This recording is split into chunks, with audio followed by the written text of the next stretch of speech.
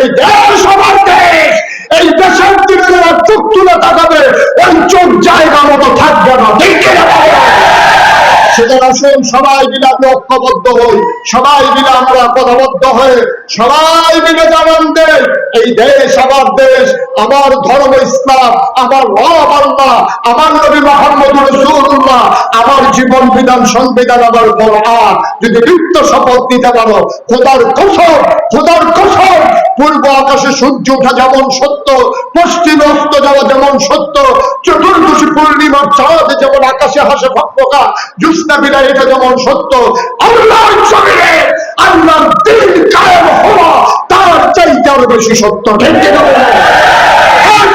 যা করা দরকার তার দিনের মুসলমান বুঝতে পারছে কিনা হাত তুলে দেখা।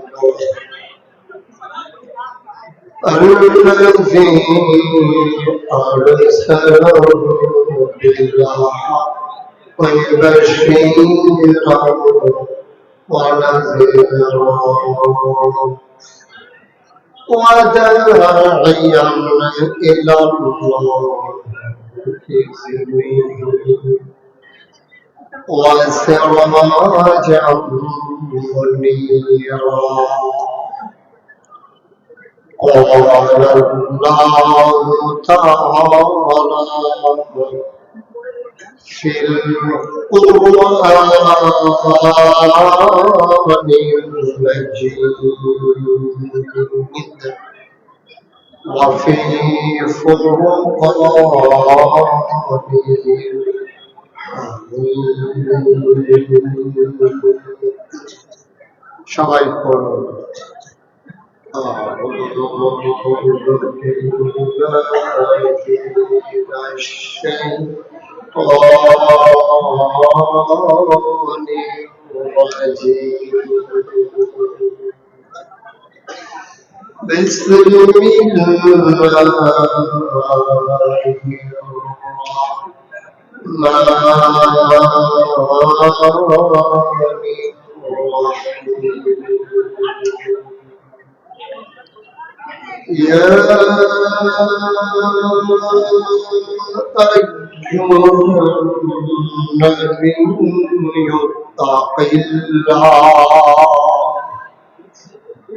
ولا تطع الكافرين والمنافقين إن الله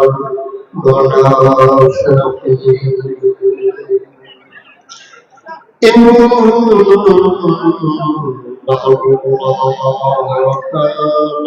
عليما حكيما واتبع ما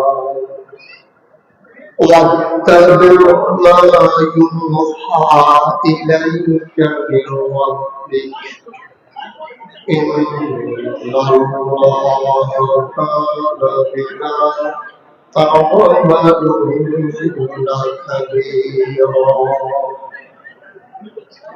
خبيرا وتوكل على الله وكفى بالله وكيلا إن الله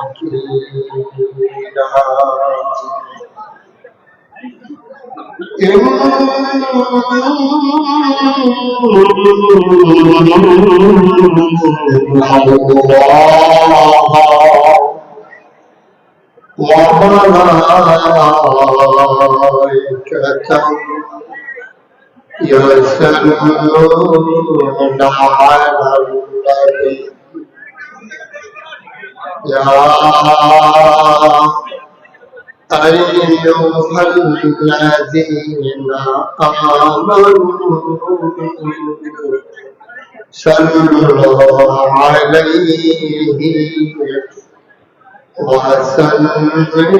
وسلموا تسليما اللهم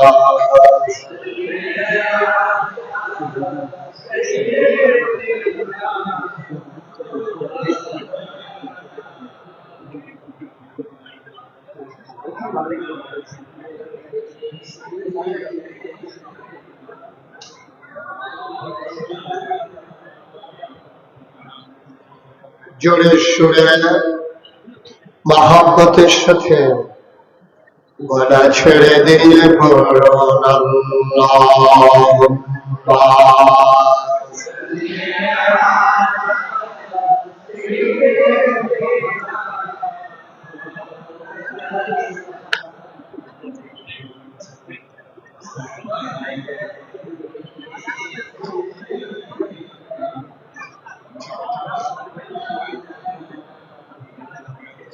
জীবন যদি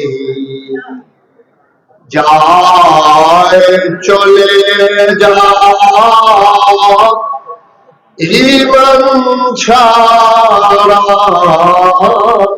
যাবে না জীবন যদি যায় চলে ইসলাম ছাড়া যাবে না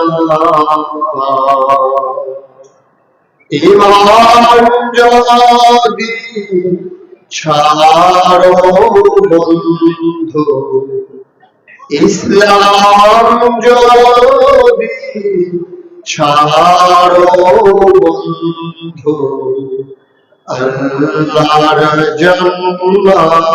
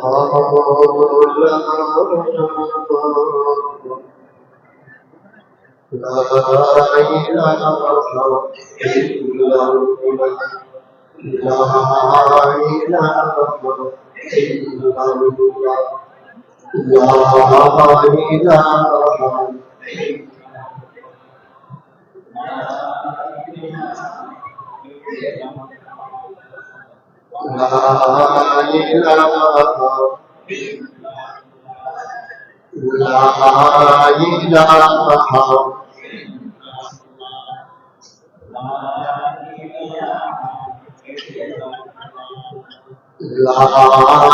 ইল্লাল্লাহ লা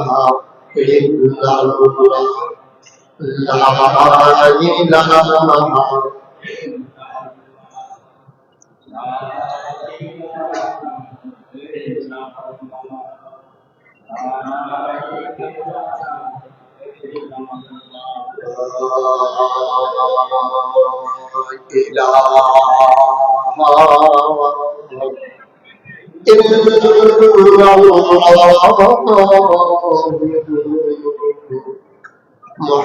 মুহাম্মাদুর রাসূলুল্লাহ সাল্লাল্লাহু আলাইহি আল্লাহুম্মা সাল্লি ওয়া সাল্লিম ওয়া বারিক আলাইহি। সবাই পড়ি আলহামদুলিল্লাহ। জোরে আর জোরে। আল্লাহ তাবারক ওয়া তাআলার দরবারে আমরা লাখ কোটি শুকরিয়া জ্ঞাপন করছি, যিনি আমাদেরকে ঐতিহ্যবাহী ঐতিহ্যধন্য চান্দিনা আল আমিন ইয়াতিমখানা কমপ্লেক্স এর আওতাধীন আল আমিন ইসলামিয়া কামিল মাদ্রাসা হাফেজ ছাত্রদের পাগড়ি প্রদান এবং 2025 সালের শিক্ষার্থীদের সবক প্রদান উপলক্ষে আজকের আয়োজনে বার্ষিক ওয়াজ ও দোয়ার মাহফিলে যিনি আমাদেরকে আসার বসার কিছু কথা শোনার সুযোগ করে দিলেন, কর্মমুখর কর্মব্যস্ত আনন্দ ঘন একটি দিন অতিবাহিত করার পরে স্বাভাবিকভাবে ক্লান্ত পরিশ্রান্ত অবসন্ন এই দেহটা যখন একটু আরাম চায়, সব আরামকে হারাম করে দিয়ে যিনি আমাদেরকে আসার বসার কিছু কথা শোনার সুযোগ করে দিলেন, আর হৃদয়ের সবটুকুন আবেগ উচ্ছ্বাস ভালোবাসা আকতি কাকতি মিনতি জমা করে মাহবুদের শিখানো কলেমা দিয়ে চিৎকার করে সবাই পড়ি আলহামদুলিল্লাহ। জনাব সাহেবে সদর আজকের মাহফিলের জনাব সভাপতি পীর কামেল আলহাজ হযরত মাওলানা আয়াজ আহমদ জুবাইরি সিদ্দিকী আল কুরাইশি জয়পুর।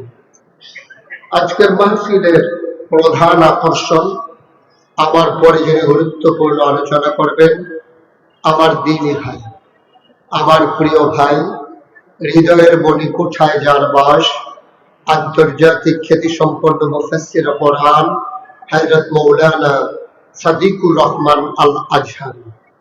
আজকের মাহফিলের আয়োজক যিনি আমাদেরকে টেনে টেনে নিয়ে এসেছেন, আজকের হোস্ট মাদ্রাসার সম্মানিত প্রিন্সিপাল ভারপ্রাপ্ত, এক সময় এই চান্দিনা মুরাদনগর দেবিদ্যা পার্শ্ববর্তী দাউদকান্দি বিভিন্ন জায়গায় আমার এবং যার আচরণ ছিল অবিরত, আমার প্রিয় ভাই, অভিন্ন হৃদয়াংশ, মণিকুঠায় যার বাস, মাওলানা মাহবুবুর রহমান আশরাফি সাহেব উপস্থিত এই এলাকার বিভিন্ন মসজিদের ইমাম সাহেবান, ওলামায়ে কেরাম, মুরব্বিয়ানে আযম, কলিজার টুকরা যুবকেরা, পর্দার আড়ালের মা ও বোনেরা, সবার প্রতি আমার আবারও আন্তরিক সশ্রদ্ধ সালাম। আসসালামু আলাইকুম ওয়া রাহমাতুল্লাহি ওয়া বারাকাতুহু। মাহফিলের জন্য যেমন পরিবেশ দরকার একটু ঘাটতি আছে। লোকজন বেশি হওয়া মানেই মাহফিল খুব সুন্দর তা না। মাহফিলে সবগুলো মানুষ বসতে পারলে মাহফিলটা সুন্দর হয়। মাইকের আওয়াজ না থাকলেও আমরা পিছন দিয়া কয়েকজনের যেই আওয়াজ আছে মাইক ল্যাম্প দল তারা যদি আমার জায়গাটা বইতো মাইক ছাড়াই তাদের কথা বেশি বন্ধ আওয়াজ বলা আমিন কর। পেছনের তারা শুনতে পায় না, তুমি মাইকটা পেছনের তারা বাড়াই দাও। আমিন কর। মাহফিলের জন্য আরেকটু অনুকূল পরিবেশ লাগবে। যারা মোবাইল গুলো ধরে রেখেছেন, এভাবে না রেকর্ড হয় না শোনা হয়, আপনি শুনতেও পারতেছেন না, রেকর্ড হচ্ছে না, আপনার জন্য পেছনের মানুষটাও শুনতে পাচ্ছে না, দেখতে পাচ্ছে না। দয়া করে সবার মোবাইল গুলো বন্ধ করে দেন, যারা হাতে ধরে রেখেছেন মোবাইল গুলো বন্ধ করেন। এভাবে রেকর্ড হয় না তো, আপনার সাথে আবার সাউন্ড সিস্টেম নাই তো, বন্ধ করেন। পকেটে ঢুকান মোবাইল, কথা বুঝেন নাই? সবার মোবাইল গুলো বন্ধ করেন। ইউটিউবে হাজার হাজার ওয়াজ আছে, আপনি কয়টা ওয়াজ শুনবেন? ওয়াজ শুনতে শুনতে একদিন মরে যাবেন, দেখবেন যে ওয়াজ আরো বাহির হয়েছে, শব্দ উঠতে যেতেন। আর আপনি কি মোবাইলটা বন্ধ করতে এতক্ষণ লাগছে?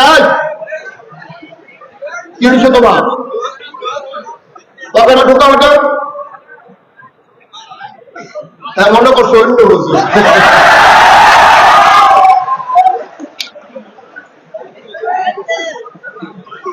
একবার বলবো সরকারের তো খুলে না, কারণ খারাপা দিয়ে যাবে।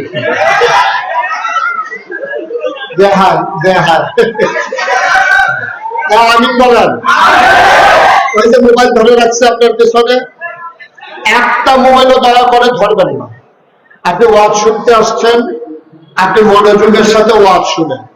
আপনি যদি আবার মোবাইলের ভিতরে চাইয়া থাকেন তো সারা জীবন তো ভিতরেই দেখলেন, তো আমি মানুষই কিন্তু তাই ভিতরে থাকতাম, এটা ভালো আছে নাকি? হ্যাঁ, দয়া করে দিকে কেউ শব্দ করবেন না যে ভাই, আর আপনি চুপ করে দিকে কথা বেশি কম, আর আপনি চুপ করে লাগবে না, চুপ করে লাগবে না, বসেন। একটা শব্দ হবে না, 3 পতন নিস্তব্ধতার মাঝে কথা হবে। আর মিডিয়া নিয়ে সব জায়গায় অভিযোগ। ভাই, আপনার এই চান্দিনা মাহফিলটা এখন আমেরিকা থেকে দেখতেছে, আপনি বুঝেন? এখন এটা ব্রিটেন থেকে, জার্মানি থেকে, দুবাই থেকে, সৌদি আরব থেকে, মালয়েশিয়া থেকে এখন এটা সরাসরি চলে যাচ্ছে। ওরা অনেকেই শুনতেছে, দেখতেছে।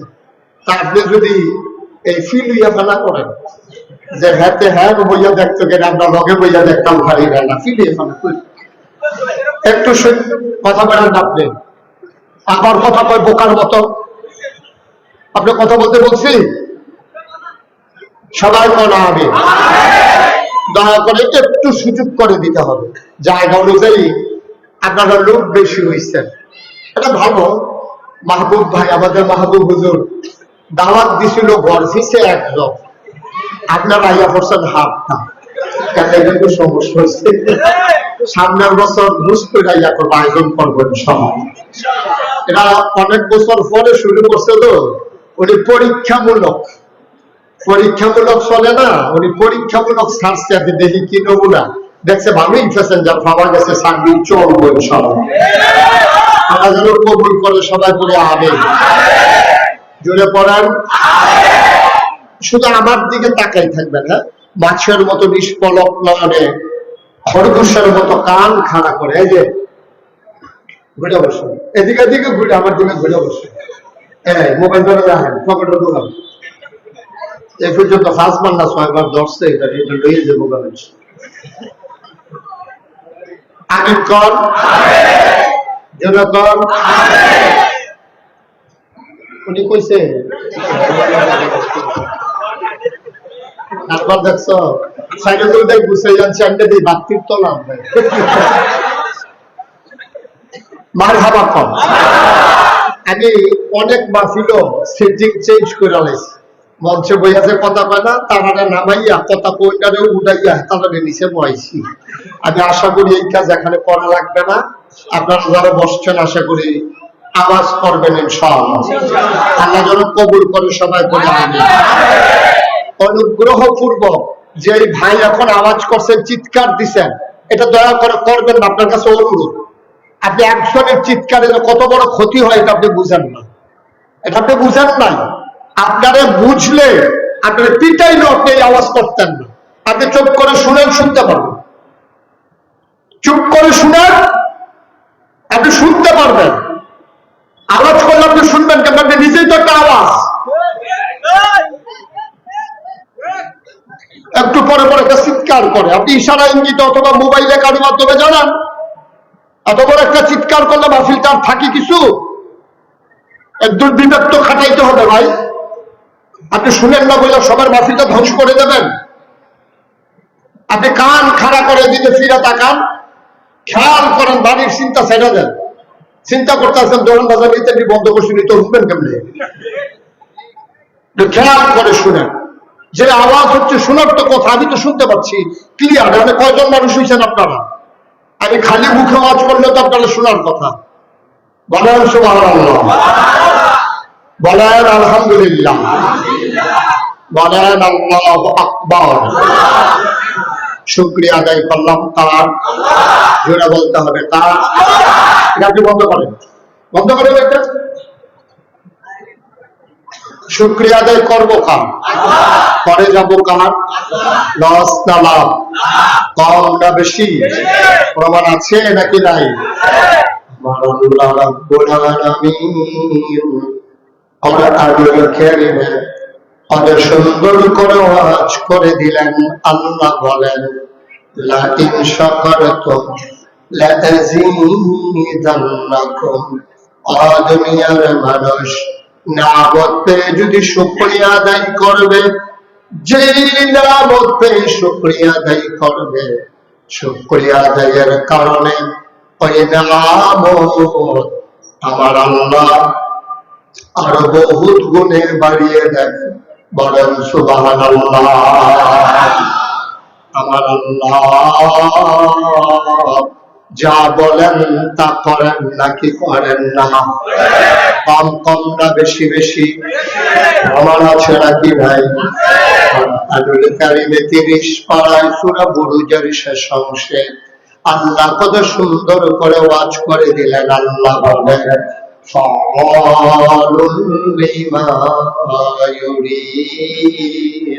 আমার আল্লাহ এমন আল্লাহ, তার যা মন চায় ওই কাজটাকে আমার আল্লাহ বেশি বেশি করে দেন। বলেন সুবহানাল্লাহ। আল্লাহ দুনিয়ার মানুষের মতো না। দুনিয়ার মানুষ বলে একটা, করে আর একটা, ঠিক কিনা?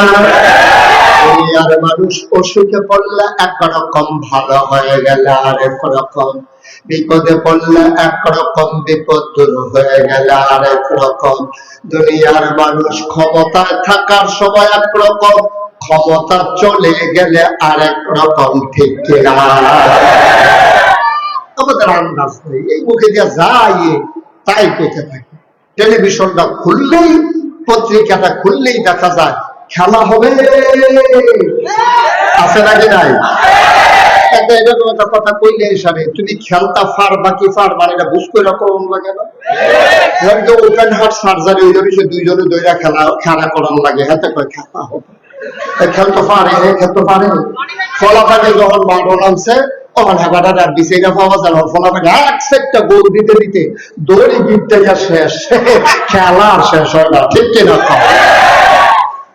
মুসলমান মন দিয়ে শোনো, আমাদের মানুষগুলো ক্ষমতায় থাকতে একরকম, ক্ষমতা চলে গেলে আর একরকম, ঠিক কিনা? আল্লাহ তাবারক ওয়া তাআলা তিনি যা বলেন তিনি তাই করে দেন। তিনি ওয়াদা খেলাফ করেন না। ওয়াদা খেলাফ করা আমার আল্লাহর জন্য শোভা পায় না, ঠিক কিনা? তিনি নিজেই নিজের ব্যাপারে ওয়াজ করে দিলেন। আল্লাহ বলেন, ইন্নাকা লা তুখলিফুল মিয়াদ। আমার আল্লাহ এমন আল্লাহ, তিনি যা ওয়াদা করেন, ওয়াদার খেলাফ করা আমার আল্লাহর জন্য শোভা পায় না, ঠিক কিনা? এই আল্লাহ আছেন নাকি নাই? ছিলেন নাকি ছিলেন না? থাকবেন নাকি থাকবেন না? আমার এই আল্লাহ কয়জন? জোরে কন, আর জোরে, মধুর সুরে, সবাই মিলে মন প্রাণ উজাড় করে, গলা ছেড়ে দিয়ে মধুমাখা কণ্ঠে আকাশ বাতাস প্রকম্পিত করে চান্দিনার জমিন কাঁপিয়ে দিয়ে রাতের নিস্তব্ধতা ছিন্ন ভিন্ন করে। চলো ওই আল্লাহকে সবাই মিলে একটা ডাক দেয়, আল্লাহ। ও প্রাণের আল্লাহ, খুঁজে খুঁজে দেখলাম সব কিছুর মতো পাইলাম, তুমি লাম ইয়ালিদ ওয়ালাম ইউলাদ ওয়ালাম ইয়াকুল লাহু কুফুয়ান আহাদ। তিনি কারো থেকে জন্ম নেন নাই, কাউকে জন্ম দেন নাই। বন্ধু, দুনিয়ায় পীরের মতো পীর হয়, নেতার মতো নেতা হয়, মন্ত্রীর মতো মন্ত্রী হয়, আমার আল্লাহর কি মত হয়?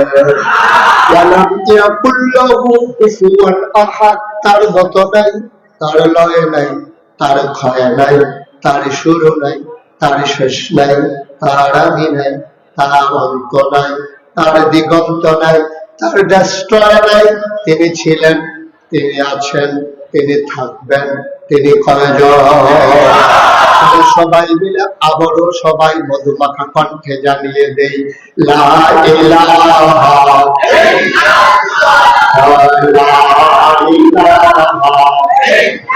জোরে জোরে লা ইলাহা,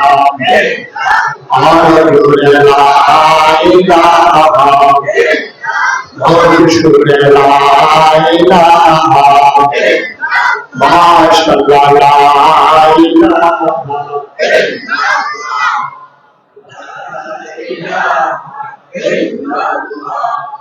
লা ইলাহা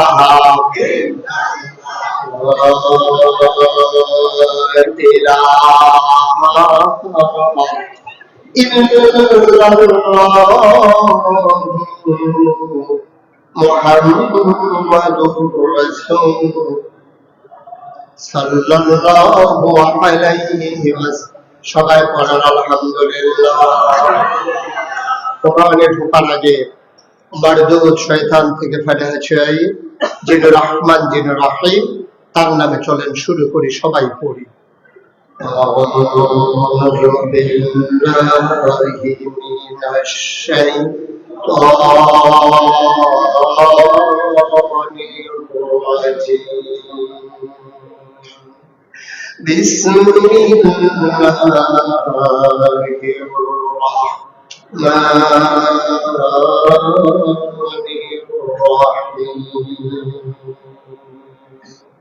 يا أيها النبي اتق الله ولا تطع الكافرين والمنافقين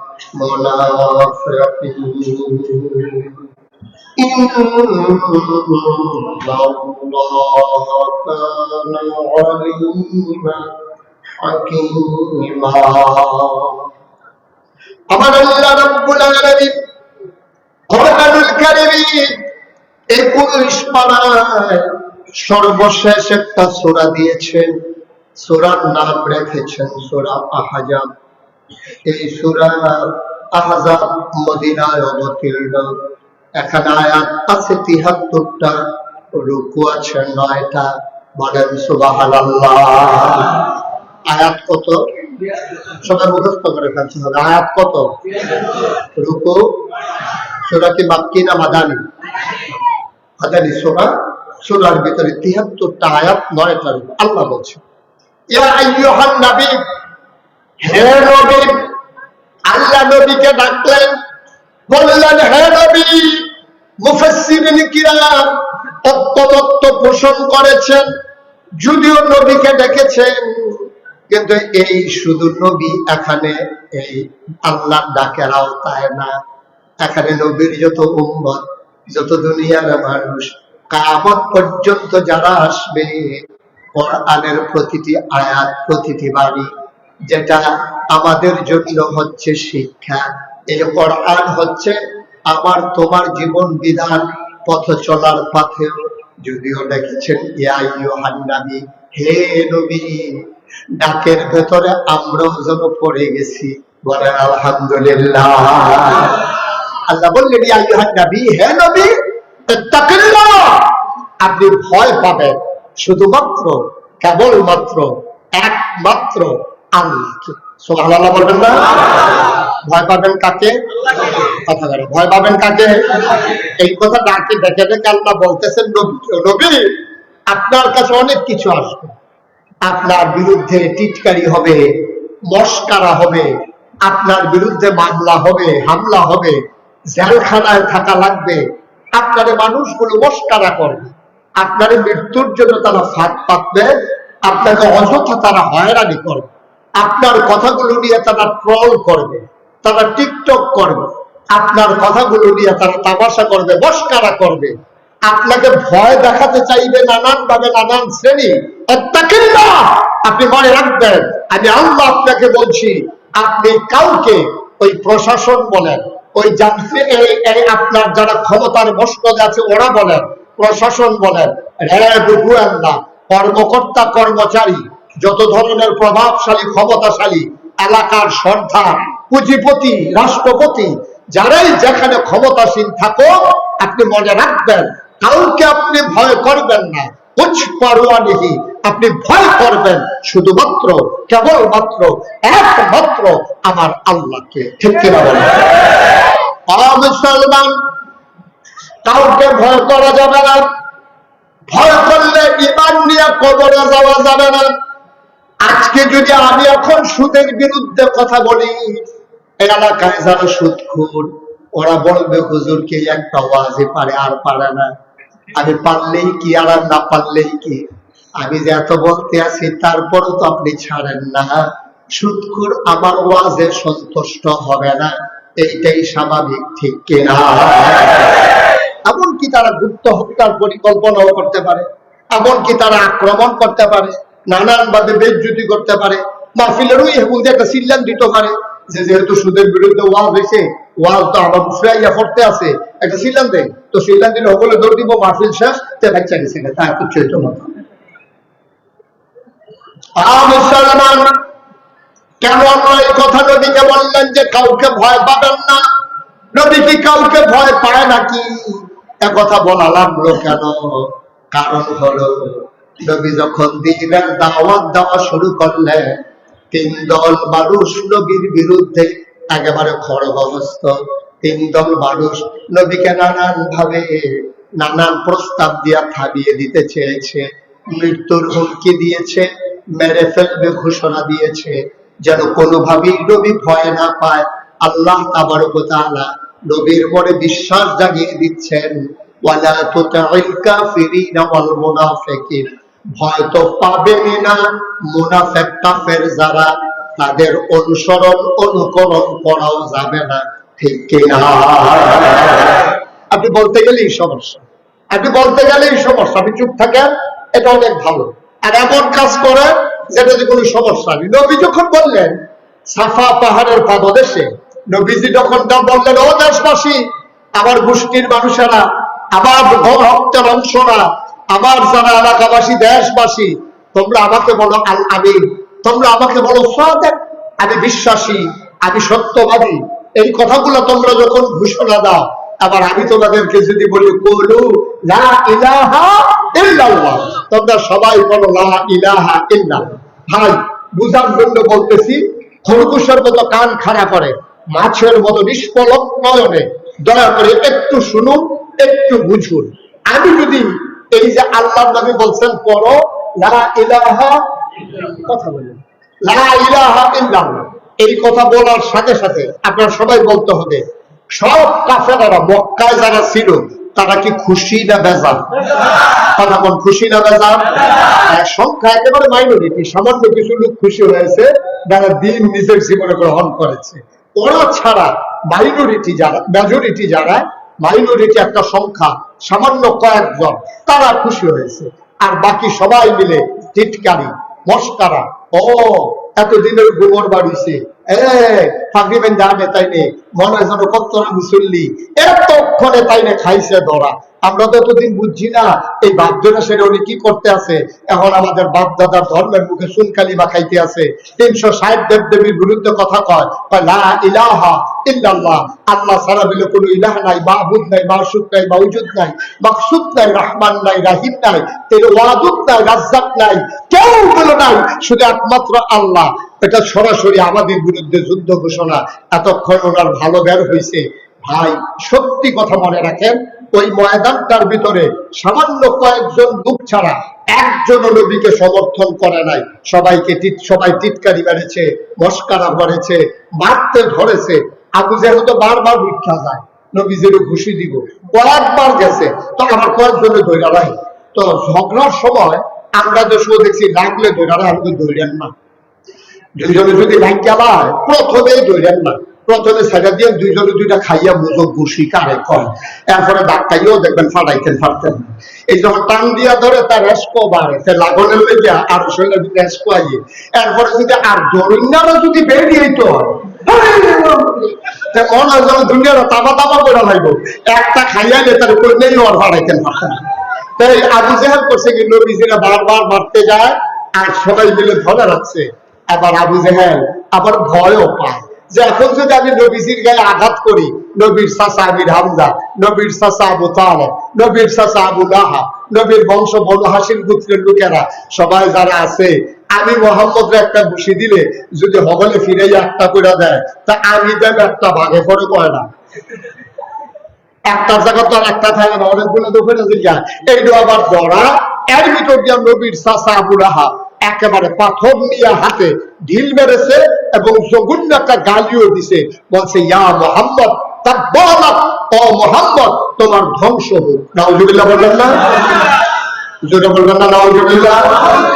আবার আপনারা রায় দিবেন, ৪,০০০ বছর আগে যারা নবীকে গালি দিল, মারতে গেল, পাথর মারলো, আজকে ১,৫০০ পরে এই ২০২৫ সালে ১২ই জানুয়ারি আবার আপনারা রায় দিবেন, নবী কি খারাপ মানুষ ছিলেন? নবী কি সন্ত্রাসী ছিলেন? নবী কি বাসের ভিতরে আগুন দিছিলেন? নবী কি ক্ষমতা দখল করতে চাইছিলেন? চান্দিনা বাজারে ভিড় দখল দিছিলেন? তাহলে নবীরা মারতে গেল কেন? কারণটা কি? একটাই তখন শুধু কারণ ঘটেছে, নবী বলেছেন তোমরা পড়ো লা ইলাহা ইল্লাল্লাহ। আচ্ছা, তাহলে এই কথা বলার কারণে নবীরা তারা মারতে ধরে, গালি দেয়, ধ্বংস করতে চায়। আমি মুশতাক ফয়েজি নাগাইশের পীর সাহেব, আমি যদি এখন জিকির শুরু করি আর ফজর পর্যন্ত লা ইলাহা ইল্লাল্লাহ জিকির করি, সব মানুষ বিরোধিতা করবে দূরের কথা, সবাই এসে আমার দেশি মুরগির ডিম সিদ্ধ করে নিয়ে আসবে, মুরগার চাল ছোট্ট করে ভুনা করে সিডা রুটি দিয়া, যে হুজুর অনেকক্ষণ ধরে জিকির করতে আছে, বিদেশি কম্বলরা, ফুটের তেহারা, গাছের লাউডা, মাছের মাথারা, গরুর কইজারা, সব আইনা নাগাইশের হুজুরের রুমের চতুর্দিক দিয়া, জিকিরের চতুর্পাশ দিয়া এরকম হাদিয়া তোহফা আসতে আছে। আর এলাকার সবাই কইতে আছে, হুজুর যে জিকির করে, মনে হয় মাছে জিকির করে, গাছে জিকির করে, আকাশে জিকির করে, বাতাসে জিকির করে, কি সুন্দর জিকির। আমি জিকির করলে বাধা তো আসেই না, বরঞ্চ আমার হাদিয়ার অভাব হয় না। আর নবীজি ঠিক এই জিকিরটা করার কারণে নবীজির উপরে আঘাত আসলো, গালি আসলো, ওরা মারতে ধরলো, তাইলে বুঝা যা গেল কুসকুস কালা, ঠিক কিনা কর? বুঝা গেল আমার জিকির আর নবীজির জিকির এক জিকির না, কারণ আমার জিকিরে কারো কিচ্ছু আসে যায় না। আর ওরা বুঝে ফেলেছে নবীর জিকির বানিয়েছে সাংঘাতিক জিকির।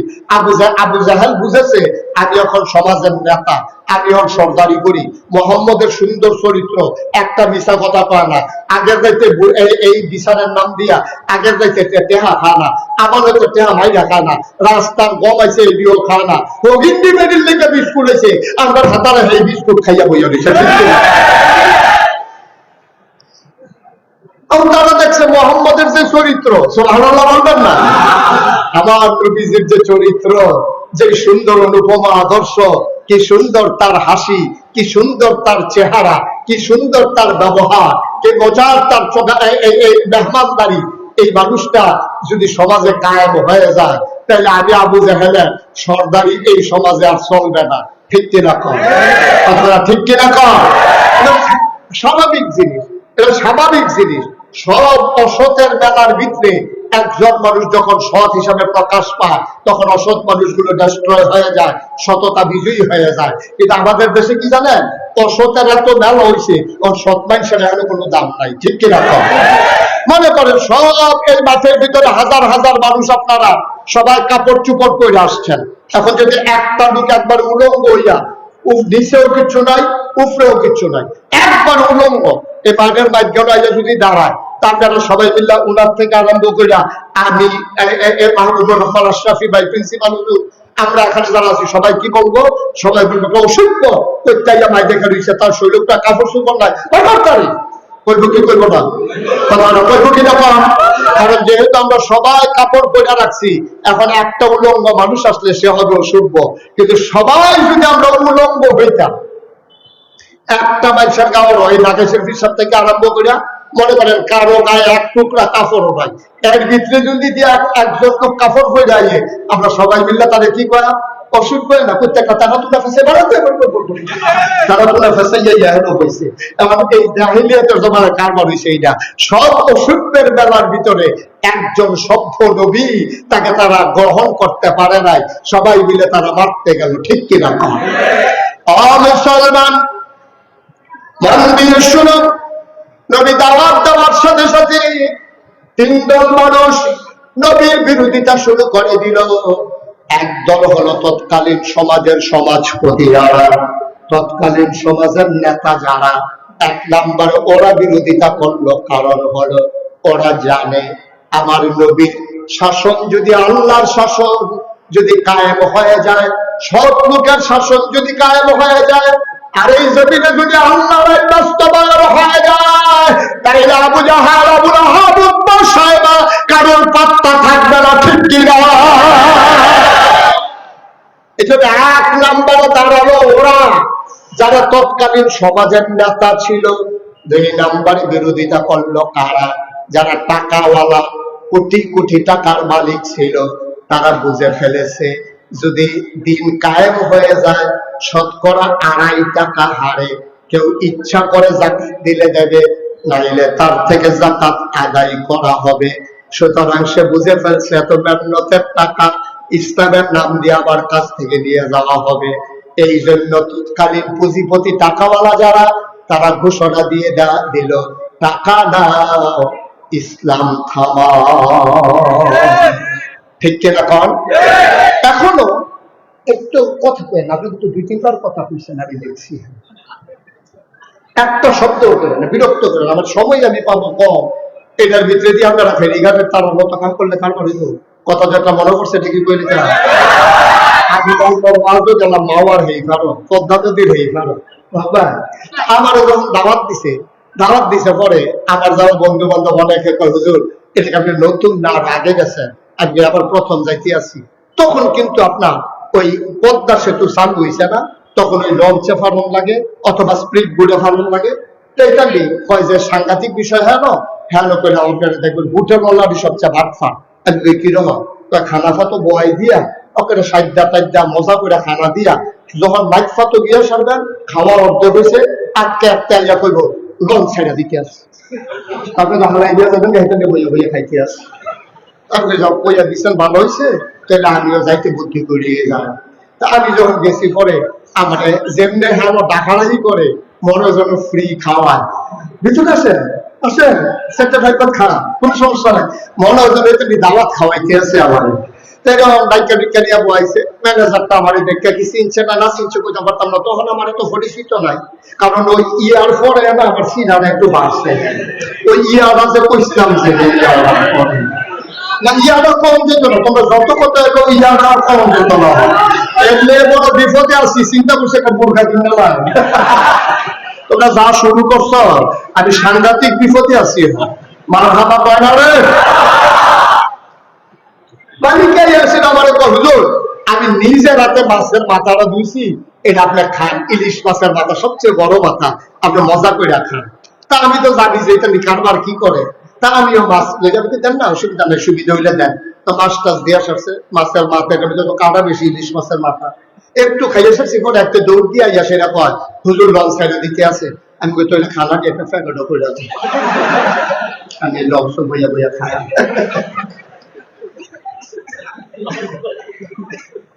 টেনশনের কথা নাই, দাও দাও একটু দেরি হইব, তৈলে খাইয়ে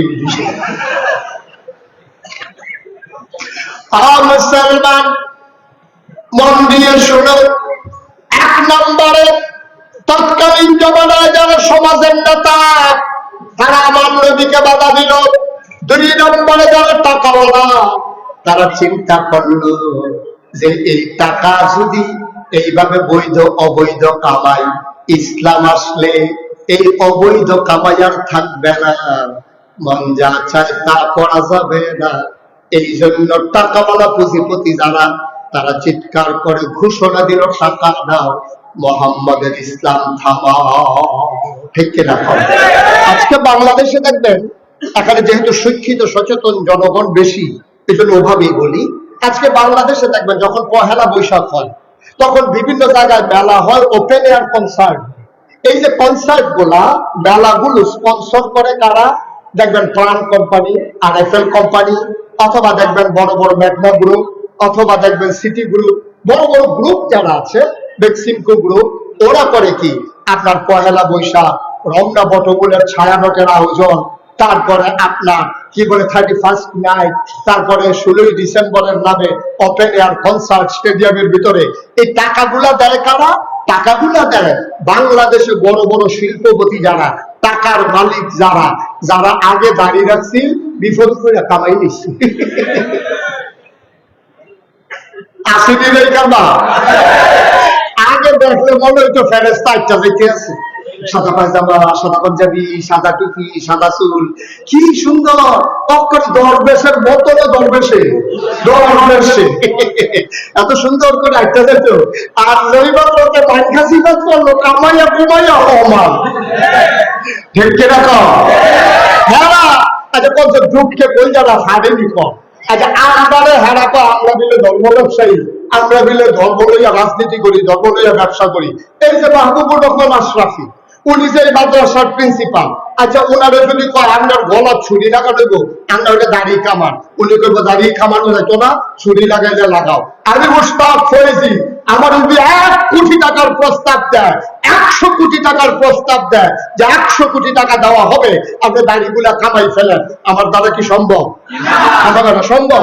তাহলে যেই মানুষগুলো কোটি টাকার কাছে হার মানে না, যে মানুষগুলো গলার মুখে বন্দুক ধরবে, তার ইসলাম থেকে দূরে সরে যেতে চায় না, তারা হয়ে গেছে ধর্ম ব্যবসায়ী। আর যারা রাজনৈতিক ভাবে নিজেকে প্রতিষ্ঠিত করার জন্য সুরত ধারণ করে ইসলামের সুরত হলো শয়তানের, ওরা ধর্ম ব্যবসায়ী, আমরা ধর্ম ব্যবসায়ী, ওরাই হচ্ছে প্রকৃত ধর্ম ব্যবসায়ী।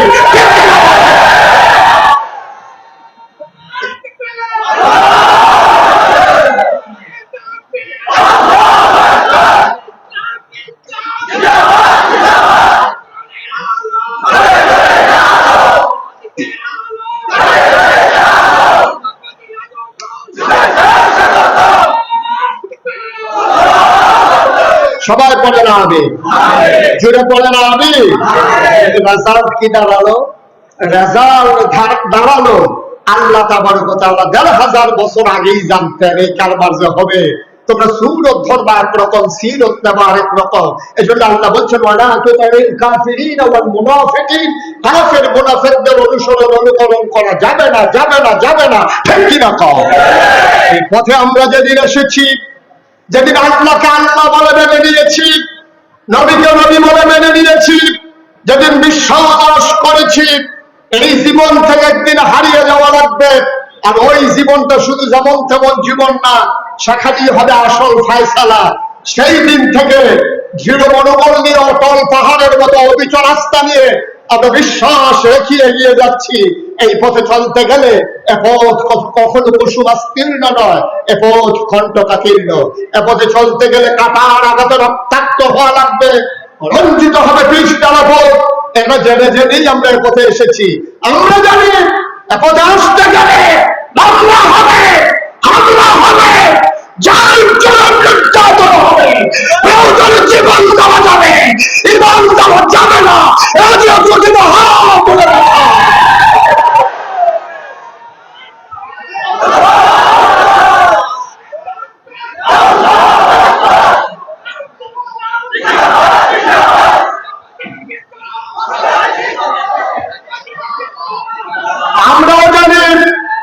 আমরাও জানি কেমন করে তাল মিলিয়ে চলতে হয়, আমরাও তাল মিলিয়ে চলতে জানি।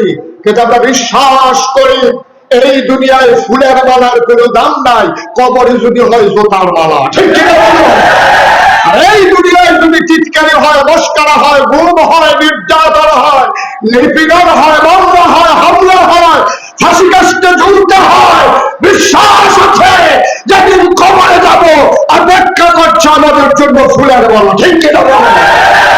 সুতরাং দুনিয়ায় ছেলেরা বসাও, তারা চুপ করে বসাও, তা কায়দা হয়ে গেছে বাবা। সবাই বলা আমিন, জোরে বলা আমিন। সুতরাং ভাইয়েরা, এটা কোনো হিংসি না, ঝগড়া বিবাদ না, কাউকে হেয় করা না, কাউকে খাটো করা না।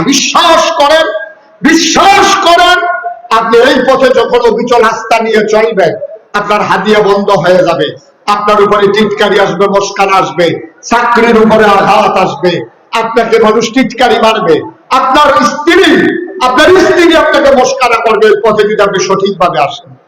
আজকে নতুন করে আসেন, দেখবেন আপনার স্ত্রী আপনাকে টিটকারি করে, মস্কারা করবে। আপনি দাড়ি রাখেন না, দাড়ি রাখছেন, আপনার স্ত্রী দাড়ির পক্ষে না, দেখবেন আপনার কি আগুন যাইতে আছে ঘরের ভিতরে।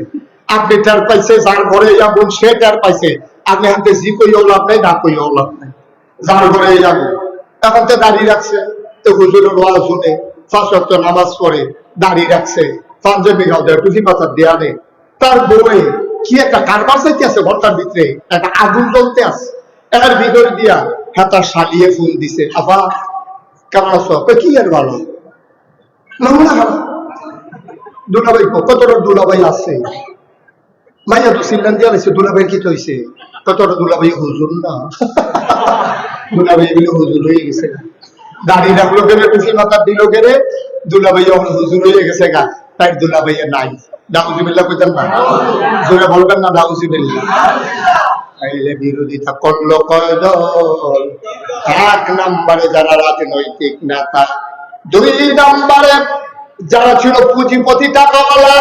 আজকে বাংলাদেশে ওই যে বললাম, পহেলা বৈশাখে 31st নাইটে 16 ডিসেম্বরের বিজয়ে তারা টাকা দেয়, পয়সা দেয়, কোটি কোটি টাকা কনসার্টে আয়োজন করে, স্পন্সর করে। আজকে চান্দিনা মাহফিল হয়, এখানে কোন একটা গ্রুপ এসে বলবে না, কোরআনের মাহফিল যখন হয় আর আমরা যখন মুসলমান, পুরাটা খরচ আমরা কোম্পানি দিতে চাই, বাংলাদেশের কোন কোম্পানি আয়োজন করতে রাজি না, ঠিক কিনা? ওরা বেহায়াপনা ছড়ানোর জন্য ওদের টাকা ইনভেস্ট করে, ওরা ইসলামকে ধ্বংস করার জন্য তারা টাকা ইনভেস্ট করে, যুবক যুবতীর মাঝে অবাধ বিচরণ ছড়িয়ে দেওয়ার জন্য, বেহায়াপনা অশ্লীলতায় আবার এই যুব সমাজকে ধ্বংস করার জন্য ওদের যত পায়, তারা ইসলামকে রক্ষা করার জন্য ওদের একটা টাকাও খরচ হয় না, ঠিক কিনা বলেন? 3 নম্বর কারা বিরোধিতা করলো? আবার আপনারা চমকে উঠবেন, থমকে দাঁড়াবেন, আশ্চর্যান্বিত হয়ে যাবেন। 3 নম্বরে নবীর যারা বিরোধিতা করেছে, ওরা হলো তৎকালীন ধর্মগুরু, যারা তৎকালীন সময়ে পূজা দিত। আমাদের দেশে হিন্দুদের যে পূজা দেয়, তো নিজে নিজে কিন্তু পূজা দেয় না, পূজা নিয়ে ব্রাহ্মণের কাছে কয়, ঠাকুরের কাছে কয়, পুরোহিতের কাছে কয়, ভাই আমার একটা পূজা দেওয়া লাগবে, আমার বড় বিপদ আছে, ব্যবসায় বাইর খাইছি, ফলা বিদেশ যাইবো, তারে বিয়া করায়, ফলা বাচ্চা হইছে, আমার একটা পূজা দেওয়া লাগবে, তুই পূজাটা দিয়ে দিয়ে।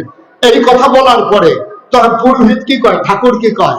ঠাকুর কয় 1 শরী কলা লাগবে, 5 কেজি দুধ লাগবে, একটা ধুতি লাগবে, একটা গামছা লাগবে, নতুন একটা ফাতিলা লাগবে, একটা কলস লাগবে, আর একটা খাসি ফাড়া, এখন তো ফাড়া না, একটা পাঠা লাগবে। এই সবগুলো নিয়ে আসেন, পূজা দেওয়া হবে। খুব ঠান্ডা মাথায় চিন্তা করেন। এখন পূজা দেবে একজন হরিনাথ, হরিনাথে পূজা দিব, গেছে ঠাকুর ব্রাহ্মণের কাছে, ব্রাহ্মণ তারা কইয়া দিছে কি কি লাগবো, কলার শরী লাগবো, দুধ লাগবো, ফাড়া লাগবো, খাসি, তারপরে ধুতি লাগবো, গামছা লাগবো, নতুন ফাইলা লাগবো, নতুন কলস লাগবে। আচ্ছা, এবার মনে করেন আজকে থেকে বাংলাদেশে সব পূজা বন্ধ, ইন্ডিয়াতে সব পূজা বন্ধ, তো যারা ধর্মগুরু, যারা ঠাকুর, যারা পুরোহিত, এখন তো তার কাছে আর কেউ পূজা দিতে যায় না। তো পূজা দিতে না গেলে তার কলার শরীরও শেষ, তার 5 কেজি দুধও শেষ, ফাড়াও শেষ, গামছাও শেষ, তার ধুতিও শেষ, তার নতুন কলসও শেষ, পাইটাও শেষ। এবার আপনারা কোন এই ব্যবস্থা কি বাংলাদেশও আছে যে আপনি করবেন পূজা বন্ধ আর ব্রাহ্মণ ঠাকুরেরা কোনো কোনো সমস্যা নেই বন্ধ করে দাও, এটা মেনে নেবে না। তারা চাইবে পূজা চলো, তাইলে আমাদের ইনকামের পথ খোলা থাকুক। বাংলাদেশও একদল আলেম নামদারি যারা নবীর কুওয়ারিশ, নবীর প্রকৃত ওয়ারিশ নয়, যারা জীবন বাজি রেখে নবীর দিনকে আগাই নিতে চায় না, যারা মনে করে এমনি দাওয়াত টাওয়াত খাইয়া এখানতে হ্যানতে লইয়া সইয়া এই কেউ দোয়া করে হার করে দিয়া এইভাবে বিভিন্ন সময় বিভিন্ন কাজ কইরা যারা বৈশা বৈশা খায়, শক্ত সামর্থ্য মানুষ থাকার পরেও, এলেম কালাম থাকার পরেও সে একটা গৃহস্থিও করে না, একটা অটোও চালায় না, একটা রিক্সাও চালায় না, একটা ভ্যানও চালায় না, কোনো চাকরিও করে না, কোনো ব্যবসাও করে না, কোনো কৃষিকাজও করে না। যেই মানুষটি বইয়া বইয়া খায় তারা চিন্তা করছে ইসলাম যদি কায়েম হয়ে যায়, সবাই যদি কাজ করে খাওয়া লাগে, তাহলে তা আমার এই সবই বন্ধ। এই সবই বন্ধের জন্য তৎকালীন জমানায় একদল ধর্মগুরু যারা তারা নবীর বিরোধিতা করেছে, ঠিক কিনা বলে? আজ এই বাংলাদেশের একদল মুসলমান নামধারী টুপিদারি ধর্মধারী একদল পাঞ্জাবি ওয়ালা মানুষ, তারা দেখা গেছে যে ইসলামের মৌলিক বিষয়ে কথা আসলে তারা নিজেদেরকে ইসলামের বিরোধিতা করা শুরু করে। এবং যখন ওই গণজাগরণ মঞ্চ হয়েছিল, শাহবাগের জমিনে যখন অশ্লীলতা বেহায়াপনা ছড়িয়ে পড়েছিল, তখন এই বাংলাদেশে আলেম নামধারী মানুষগুলো বলেছে যে আমরা সবচেয়ে বড় পুণ্যের কাজ করেছি, এই বেহায়াপনায় যোগ দিতে পেরেছি, ঠিক কিনা? সবাই বলেন নাউজুবিল্লাহ, জোরে বলেন নাউজুবিল্লাহ। বইয়া বইয়া খাওয়ান গেলে মেহনত করে খায় কারা? বইয়া বইয়া খাওয়ান গেলে তো মেহনত করে খাওয়ানোর দরকার নাই। বাংলাদেশে মনে কষ্ট নেবেন না, মনে কষ্ট নেবেন না। হক্কানি পীর মাশায়েখ আছে বলে এখনো বাংলাদেশে মুসলমান টিকে আছে, কিন্তু পীরানির নাম দিয়া একদল যেইভাবে ইসলামটাকে শেষ করে দিয়েছে, একদল, সবাই না, হক্কানি পীর মাশায়েখ আছেন এখনো, কিন্তু পীরানির নাম দিয়া একদল মানুষ এই ভগিনী বেটি টেহা দেয় খায়, রিক্সাওয়ালা টেহা দেয় খায়, খালি হিকসেই দেয়। এমনি রাত্রে এমনি থাকে, কেন যেন এমনি ঘুরাই দিছিল, এটা আবার এমনি হইয়া যায়, ঠিক কিনা কম?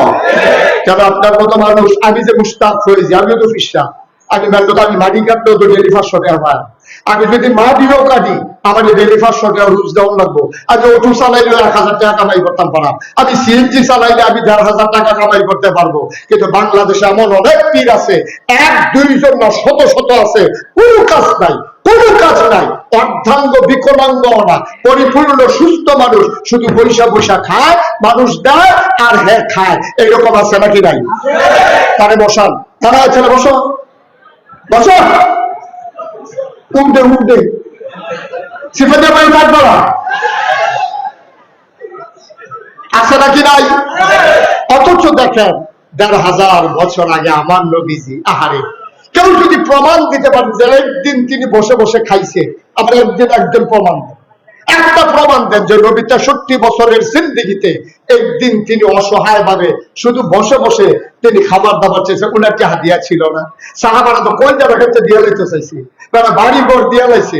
একদিন আম্মাজান আয়েশার ঘরের ভিতরে একজন আনসার মহিলা আয়েশা দেখে যে নবীজির জিজ্ঞেস করছে, আম্মা, ও আম্মা, নবীজি যে ঘুমায় বিছানাটা আমাকে একটু দেখাবেন, কেমন বিছানায় তিনি ঘুমায়? গিয়া দেখে একটা চট, এক ভাঁজ করা একটা চট, এটা বিছাই রাখছে। এই চটটার উপরে হাত রাখা মহিলারা কাঁদতেছে, আরে আমরা কত নরম বিছানায় ঘুমাই, আর নবীজির মতো মানুষ এই একটা চটের উপরে ঘুমায়, এই কথাগুলা কাঁদতেছে। বলতেছে, আম্মা, ও আম্মা, আমার ঘরে একটা তোষক আছে, উপর দিয়া চামড়া, পেছনে ভেতরে এই এই খেজুর গাছের শোভা দেওয়া, আপনাকে এটা নিয়ে আসবো? আম্মা জান আয়েশা ছোট্ট মানুষ, তিনি খুশি হয়েছেন, তিনি মনে করলেন মজাই হবে, আরাম করে শোয়া যাবে। যখন এটা দেওয়া হলো, ঈদ অবসরে নবীজি ঘরে ঢুকলেন। উনি যখন খাটের উপরে বসলেন, দেখলে একটু নরম নরম লাগতেছে। নবীজি বললেন, এইটা পাইলা কই? কয়েকজন মহিলা হাতিয়া দিয়েছে। আয়েশা, ও আয়েশা, আমার নবীজি আমার উহুদের পাহাড়, আমার আল্লাহ আমাকে উহুদের পাহাড়টা স্বর্ণ বানাই দিতে চাইছিল, আমি এটা রাজি হই নাই, আমি দুনিয়া থেকে ছেড়ে দিয়েছি। সামান্য একটা তুষকের কাছে হার মেরে যাব, ওকে ডেকে তুষকটা ফেরত দিয়ে দাও, আমার তুষক লাগবে না, আমার জন্য এই চটি আমার যথেষ্ট। সুবহানাল্লাহ। আল্লাহর নবী শেষ বয়সে বয়সে একটু বাঁকা হয়ে হাঁটতেন, তিনি একটু কজু হয়ে গিয়েছিলেন, বাঁকা হয়ে গিয়েছিলেন। আম্মা জান আয়েশা কেঁদে কেঁদে বলতেন, নবী গো, আপনার বয়স তো এত বেশি হয় নাই, আপনার বয়স আর কত হয়েছে, এই বয়স আপনি কেন বাঁকা হয়ে গেছেন? আল্লাহর নবী চোখের পানি ছেড়ে দিলেন,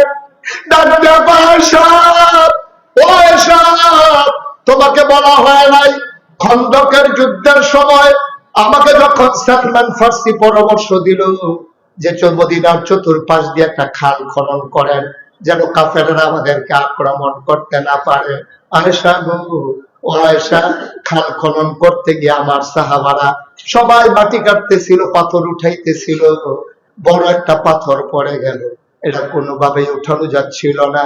জোহরের আযান পড়ে গেছে, মানুষগুলো অস্থির হয়ে গেছে, পাথর আর আলগি দেওয়া গেল না, বিরাট পাথর। নবীজির কানে যখন খবর গেল, নবীজি বললেন, সবাই সরো, এই দায়িত্ব আমার উপরে, আমাকে দাও, পাথরটা আমি সরিয়ে দিই। সুবহানাল্লাহ।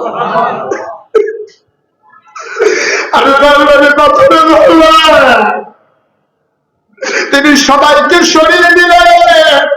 আল্লাহ নবী পাথর ধরে যে টান বেড়েছেন, রগের ভিতরে টান পড়েছে, কোমরের ভিতরে তিনি ব্যথা পেয়ে ফেললেন। তিনি আস্তে করে সোজা হয়ে দাঁড়াতে গেলেন, একটু বাঁকা হয়ে গেলেন। নবীজি কান্দে আর কয়, আয়েশা, সেই দিন যে পাথর টান দিয়ে একটু ব্যথা পাইছিল, এই ব্যথাটা আজ পর্যন্ত আর আমার কাছ থেকে গেল না। দুই জাহানের বাদশা, দুই জাহানের বাদশা। ভাই, ইবনে তাফসীর ইবনে কাসির, একটা বিশ্ববিখ্যাত তাফসীর, ইবনে কাসির দামিশকি রাহমাতুল্লাহ আলাইহি, তার একটা হাদিস এনেছেন সেখানে নবীজি। এই হাদিসটা এত রেয়ার, আমি কোথাও অনেক জায়গায় খুঁজছি, আমি হাদিসটা আর পাই নাই। সেখানে ইবনে কাসির দামিশকি রাহমাতুল্লাহ আলাইহি বলেন, একবার নবীজি বসে আছেন, এমন সময় একজন বেদুইন আরব, দূর মরুভূমির গ্রামের একটা আরব মুসলমান আসছে নবীর দরবারে, এসে বলতেছে, আসসালাতু ওয়াসসালামু আলাইকা ইয়া রাসূলুল্লাহ, আসসালাতু ওয়াসসালামু আলাইকা ইয়া হাবিবাল্লাহ। নবী বললেন, ওয়া আলাইকুম আসসালাম ওয়া রাহমাতুল্লাহ, কি খবর? কই, ইয়া রাসূলুল্লাহ, আপনি কি আমাকে চিনতে পেরেছেন? কই, না, তোমাকে তো চিনলাম না। আমি দূর মরু প্রান্তরে একেবারে অজপাড়া গায়ে নিভৃত পল্লীতে বর্ডার বেল্টে আমার ঠিকানা, আজ একবারে সাইডে আমার বাড়ি, সবসময় তো আসতে পারি না, এজন্য আপনি আমাকে দেখেন কম, আপনারেও আমি দেখি কম। নবী গো, একটা খুশির খবর নিয়ে এসেছি। আল্লাহর নবী বললেন, কিসের খুশির খবর? ইয়া রাসূলুল্লাহ, ইয়া হাবিবাল্লাহ, আপনি তো আমার রূহানি পিতা, আমার মেয়েটা তো আপনার নাতনি, আপনার মেয়ে, আপনার নাতনি বিয়ের উপযুক্ত হয়ে গেছে। আমি একটা ভালো ছেলে পাইয়া, নামাজি, পরহেজগার, অনেক সুন্দর উত্তম চরিত্রের অধিকারী একটা মানুষ পাইয়া তার জন্য বিয়ে ঠিক করে ফেলেছি, বিয়েও হয়ে গেছে। নবী গো, গোস্তাকে মাফ কর দিজিয়ে, বেয়াদবি মাফ করবেন, আমি আপনারে জানাইতে পারি নাই, আমি এসেছি এই জন্যে, আপনার নাতিনের বিয়েতে আপনি কি কোনো উপহার দিবেন না? সুবহানাল্লাহ বলবেন না? আপনি সম্পর্কটা দেখছেন, আপনি কি সম্পর্কটা বুঝতে পারতেছেন? কেমন সম্পর্ক থাকলে উম্মতে গিয়া নবীজিরে কয়, ইয়া রাসূলুল্লাহ, আমার ভাইয়ার বিয়া, আপনি কিছু দিতেন না? আপনি পারবেন আপনার নেতারে কইতেন? আপনি পারবেন আপনি ফিস সাহেবরে কইতেন যে, হুজুর, সারাটা জীবন তো আপনার পিছে ঘুরলাম, আমার মেয়ের তো বিয়া, আপনার তো নাতিন, আপনি কি দিবেন হুজুর? এই কথাটা বাংলাদেশে কোনো ফিস সাহেবের কাছে গিয়ে বলা যাবে? বরং ফিস সাহেব বড় আশা আশায় থাকে, নাতিনের যখন বিয়ে হইছে, একটা লুঙ্গি আর একটা ছাতি তো নিশ্চিত, ছাতিতে একটা ফাল বই, লুঙ্গি এতে কোনো সন্দেহ নাই, পাঞ্জাবির কাপড়ও দিত। যেহেতু আমার নাতিনের বিয়ে হয়েছে, আমি তো এটা ফা না, তাই না, যে জীবনে বাইরে বাইরে দেওয়ার দরকার, তাই না, এটার আর খবর নাই, তাই খালি হাদিয়া লইতে ইচ্ছে। আমার মাসালা পা হাদিয়া লন শূন্য, হাদিয়া লন যে শূন্য, এটার লগে লগে যে আছে হাদিয়া দেওয়ানো শূন্য, এটা থেকে ভুলিয়ে গেছি। ঠিক কিনা কর? নাতিনের বিয়ে হয়েছে, খ্রিস্টাবুজুর আপনি কি দিবেন? বাংলাদেশে এই কথাটা কমেন্টার মুড়ি আর এরকম কথা কমেন্টের জায়গা ফিসা বড় অভাব আছে। ঠিক কিনা কর? খাইতে খাইতে খাইতে খাইতে মুড়ি দেখালি দুনিয়া সারা, বাবা দুনিয়া সারো, বাবা দুনিয়া সারো, দুনিয়া ছাড়তে ছাড়তে হেতে সব সাজা দিছে, আর এবার আর খেত রাখতে রাখতে এই গ্রাম বাদ দিয়ে এই গ্রামও গেছে।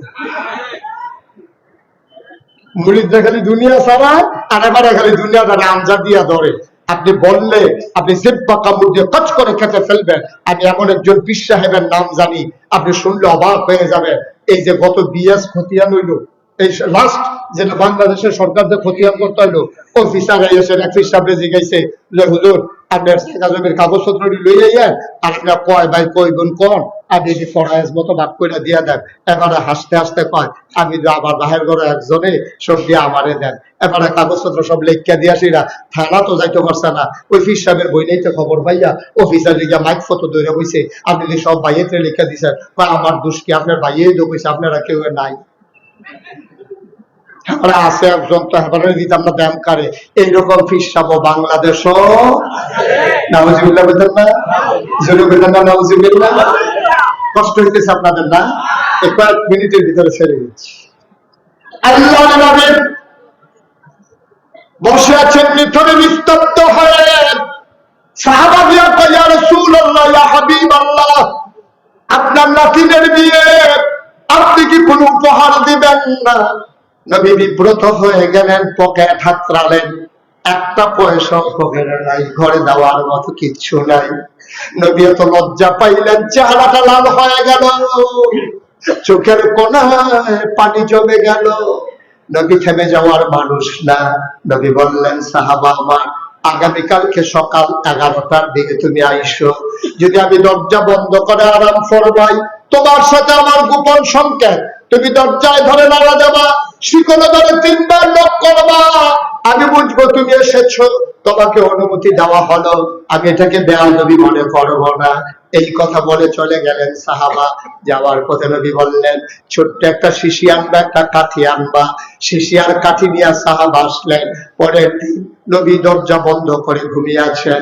আস্তে করে 3বার নাড়া দিলেন, সালাম দিলেন, আসসালাতু আসসালামু আলাইকা ইয়া রাসূলুল্লাহ, আসসালাতু আসসালামু আলাইকা ইয়া হাবিবাল্লাহ। দরজা খুলে দিলেন নবীজি, আহলান সাহলান মারহাবা, মোস্ট ওয়েলকাম, আমার ঘরে তোমারে স্বাগত। সাহাবা ভেতরে ঢুকলেন। নবীজি বললেন, শিশি আনছো নাকি? কয় জি ইয়া রাসূলুল্লাহ, শিশি এনেছি। এবার সাহাবা কয়, নবী পাঞ্জাবির হাতাটা কোন পর্যন্ত উঠালেন, 2 পাঞ্জাবির হাতা কোন পর্যন্ত গুছাইয়া তিনি শক্ত করে আমার নামে কচলাইতে শুরু করলেন। কচলাইতে কচলাইতে হাত 2টা গরম হয়ে গেল, বছরের গোড়ায় গোড়ায় ঘাম জমে গেল। আল্লাহ নবী বললেন, শিশি এনেছো নাকি? কয় হ্যাঁ ইয়া রাসূলুল্লাহ এনেছি। আবার নবী হাতটা বাঁকা করলেন, বললেন, কনুর কাছে শিশিটা ধরো। শিশিটা ধরা হলো, জমা ঘামগুলো ফোঁটা ফোঁটা করে শিশির ভিতরে পড়তেছে, 2 হাতের ঘাম। আবার 2 হাত অর্ধেক করে শিশিটা ভরে গেল। আল্লাহর নবী মুখটা বন্ধ করে কাঠিটা হাতে দিয়া ডাক দেয়া কয়, সাহাবারে, ও সাহাবা, গরিব নবী তোমার, ইচ্ছে করলেই একটা দাবি উপহার দিতে পারলাম না। একবেলা খাইলে আরেক বেলায় চুলায় আগুন জ্বলে না, না পারলাম দিতে কানের ফুল দুল, না পারলাম দিতে একটা নাকের ফুল।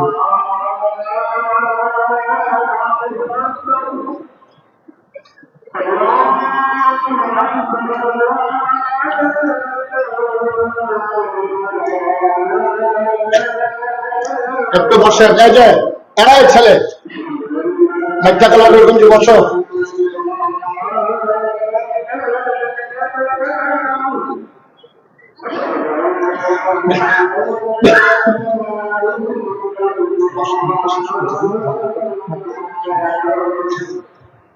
পঁচিশ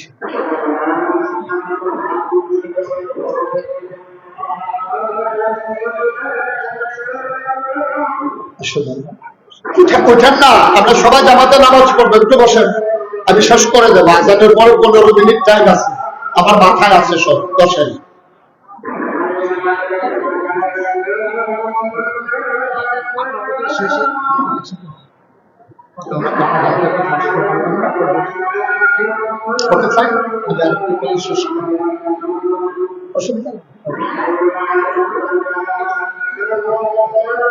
এই যে ভাই, কি করতেছেন আপনি? আর আসতেন যে ফরেস্ট পরে বইটা আনছিলেন।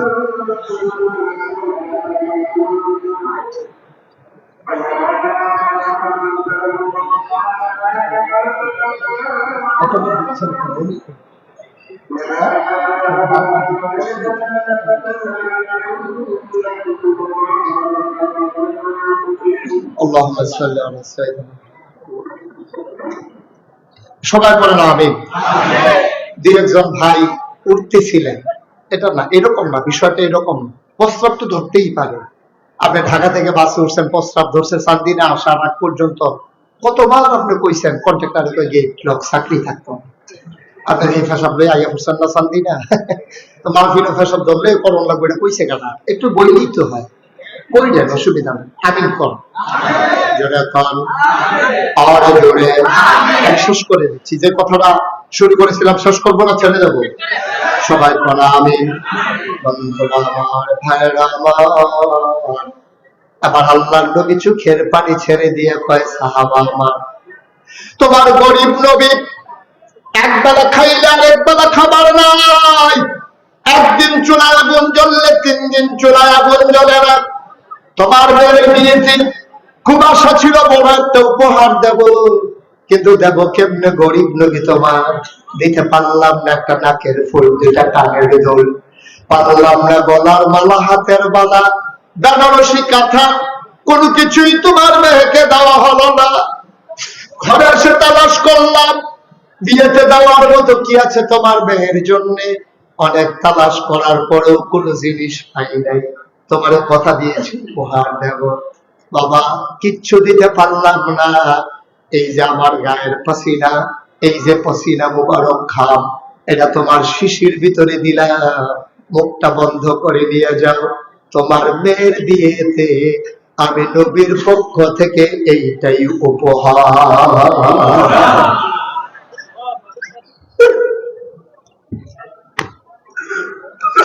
কি নবী আমার, এই নবী তোমার আমার নবী, কলিজার ভিতরে মায়ায় ভরা। আল্লাহ কোরআনুল কারীম কত সুন্দর করে ওয়াজ করে দিলেন, ফাবিমা রাহমাতিন মিনাল্লাহ, ফাবিমা রাহমাতিন মিনাল্লাহ লিনতা লাহুম ওয়ালাউ কুনতা ফাযযান গালিযাল কলব لانفضوا من حولك فاعف عنهم واستغفر لهم وشاورهم في الأمر فإذا عزمت فتوكل على الله إن الله يحب المتوكلين। কোন যারা ভরা নবীর মায়া, দুনিয়ার মানুষের জন্য, সমস্ত প্রাণীর জন্য মায়ার মায়া। এই নবী বিয়েতে কিচ্ছু দিতে পারলেন না, নিজের গা থেকে ঘাম মোবারক বের করে 1 শিশি ঘাম ওই উবাদুইন আরবের হাতের ভিতরে দিয়ে কই, এইটাই তোমার মেয়ের বিয়েতে উপহার। সাহাবা মাথা নিচু করে বাড়ির দিকে রওনা করলেন। মেয়েটা বাড়ির আঙিনায় দাঁড়িয়ে আছে, নবী উপহার দেবে, বাবা নিয়ে আসবে। ছোট্ট মেয়ে, একেবারে কিশোরী মেয়ে, মেয়েটার মনে বড় আনন্দ, নিশ্চয়ই নবী ভালো একটা উপহার দেবে, উপহার পেতে কান্না ভালো লাগে। মেয়েটা অপেক্ষমান, বাবা কেন আসে না, বেলা পড়ে যায়, বাবা কেন আসে না। দূরে মরুভূমির মাঝে তাকিয়ে দেখি একটা মানুষ ক্লান্ত পরিশ্রান্ত হয়ে আগায় আসতেছে।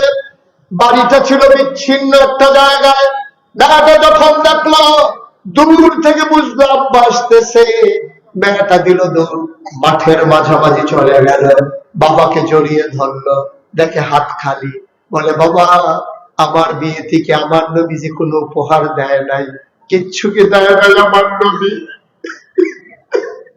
লোকটা কান্নার কয়, হবে তোর ভাগ্য বড় ভালো, তোর মতো আসমানের নিচে জমিনে আর আছে কিনা আমি জানি না, সবচেয়ে দামি উপহারটা তুই পেয়ে গেছস।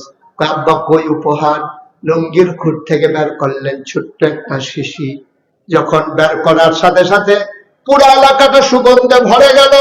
মেয়েটা কয়, বাবা এটা কি? কইতেই তোর বিয়েতে নবীর দেওয়া উপহার। নবী নিজের হাতে ঘাম বের করে তোর জন্য শিশিতে ভরে দিয়ে দিয়েছেন। মেয়েটা খট করে হাতে নিল, চোখে মুখে লাগালো, মুখে লাগালো, চিৎকার করে কয়, বাবা গোটা পৃথিবীটা যদি নবীজি আমারে দিত, আমি এত খুশি হইতাম না নবীর গায়ের আতর পেয়ে আমি যত খুশি হয়েছি।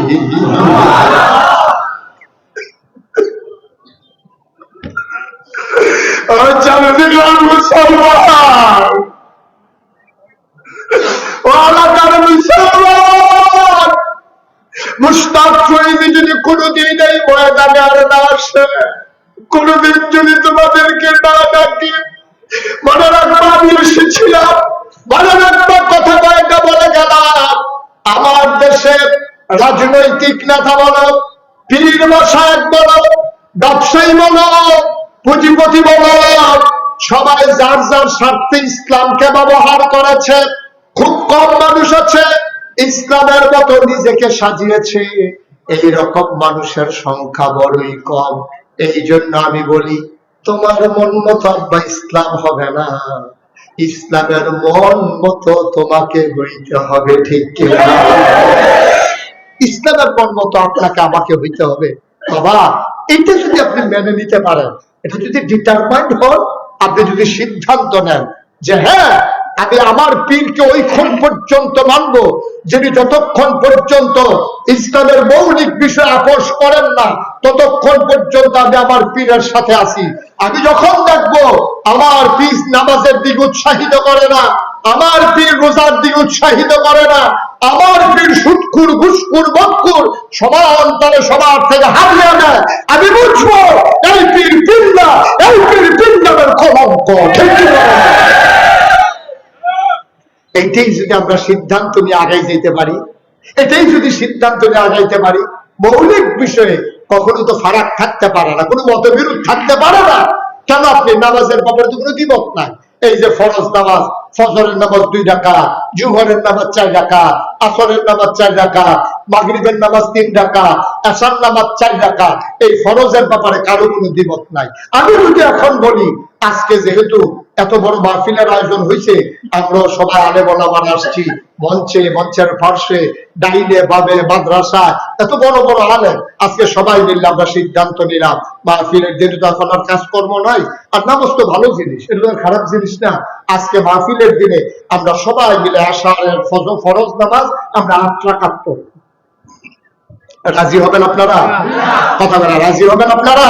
কেউ রাজি হবেন না। তাহলে আল্লাহ এক, এই ব্যাপারে আমাদের কারো কোনো দ্বিমত নাই। নবীজি একজন, এই ব্যাপারে তো কারো দ্বিমত নাই। এই কোরআন আমাদের সংবিধান, এই ব্যাপারে তো কারো দ্বিমত নাই। 5 ওয়াক্ত নামাজ, এই ব্যাপারে দ্বিমত নাই। ফরজ রোজা, এই ব্যাপারে দ্বিমত নাই। সামর্থ্য থাকলে হজ করা, এই ব্যাপারে দ্বিমত নাই। যাকাত প্রদান করা, এই ব্যাপারে কারো দ্বিমত নাই। দ্বিমত কোন জায়গায়? কেড়ায় খেলুইছে, কেড়ায় বইছে। ঠিক ঠিক কর না কেন? আপনি কোন না ঠিক কর না কেন? আপনি কোনো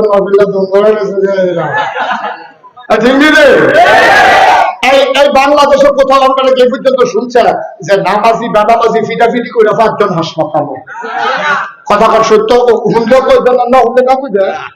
আমি শুনছি না ভাই, ওখানে আমি ফসি ফেল ফিটা কইতাম পারলাম না, এই ফিটারি পরীক্ষা শুনছি যে নামাজি বেনামাজি ফিটাফিটি হয়েছে, তার ভিতরে 5 জন হাসপাতালে গেছে, এরকম কোথাও হয়েছে? আচ্ছা, হাসপাতালে গেলে গেছে না গেলে হুদা ফিটাফিটি হয়েছে, এরকম হয়েছে নি? নামাজি বেনামাজি তর্কাতর্কি হয়েছে, এরকম হয়েছে নি? নামাজি বেনামাজি ঝগড়া লেগেছে, না বেনামাজির একটা মসজিদ দেওয়া হয়েছে, নামাজির একটা মসজিদ দিছে, এরকম হয়েছে নি? নামাজি বেনামাজি ফিটাফিটি নাই, নামাজি বেনামাজি তর্কাতর্কি নাই, নামাজি বেনামাজি ঝগড়া করে 2 মসজিদ হয়েছে না। কিন্তু বাংলাদেশে কেডায় বিটাদের ভিতরে খেল হয়েছে, কেডায় বইছে, এইটা লইয়া ফিটাফিটি হয়েছে, মানুষ হাসপাতালে গেছে, আবার 2 মসজিদ হয়েছে। ঠিক কিনা? আমরা কই আছি? আপনার এত বোকা, আপনার ব্যবতাটা লাশ সীমানা স্বাস্থ্য বইয়ে যে হড় করে বুদ্ধি নেই তো। বুদ্ধি থাকলে তোমার বুঝি বেড়াইলে বুড়ার দ্বারা দিয়ে উঠিয়ে দিয়ে খাওয়াই দিছে। কথা যেটা মনে করছে ঠিক করে দিতে হবে।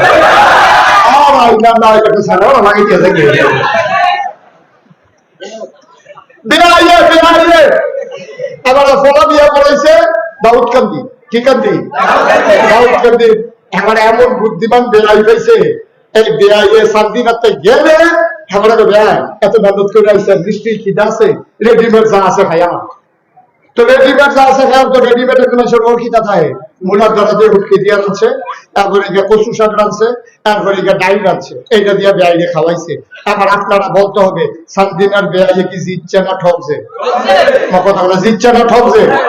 সানদিনার বেআইনে একটু সহজ সরল বেআইন মশলা লাগবেন না, আইসে পরে জিগাইতে আছে কি দিয়ে খাওয়াইছে বেআইয়ে? কয় রেডিমেড। বেআই তো টান বেশি তো আমার লাগিয়া, ও কইছে রেডিমেড খাইয়া লেখা টান বেশি। হ্যাঁ আপনি বেআই সালা কি ধরতেন পারবেন? বেআই দাঁতে সারাইয়া বসে কয় মনে হয় এই বেআই না আমার। আপনি বেআইয়ে বুঝে আপনার টান বেশি দিকে রেডিমেড খাওয়াই দিছে। কয়তো রেডিমেড কি তা খাওয়াইছে? কয় মূলার দ্বারা দিয়ে উঠকি দিয়া আর কচু শাক আছে রাগিয়া ডাইল দিয়া। এই দিখাইতেন আপনি দাউদ কেন দিয়েছে? আপনার কোনো খানার অভাব আছে? আরেকবার যাইতে আপনার এই ইলিটগুঞ্জ দেন না, চাটা খাইয়ার পরে যাইবেন, দেরি হইলেও যেন কোনো সমস্যা না। ফলের বার গেছে, বেআইনে তো নিয়ে দিছে, গেছে পরে বেআই যা আছে রেডিমেড খাইয়ালাম। না নাস্তা খেয়েছি, লুঙ্গিটাতে গোসল করি, বেআই তখন উল্টা আলোচনা করতো।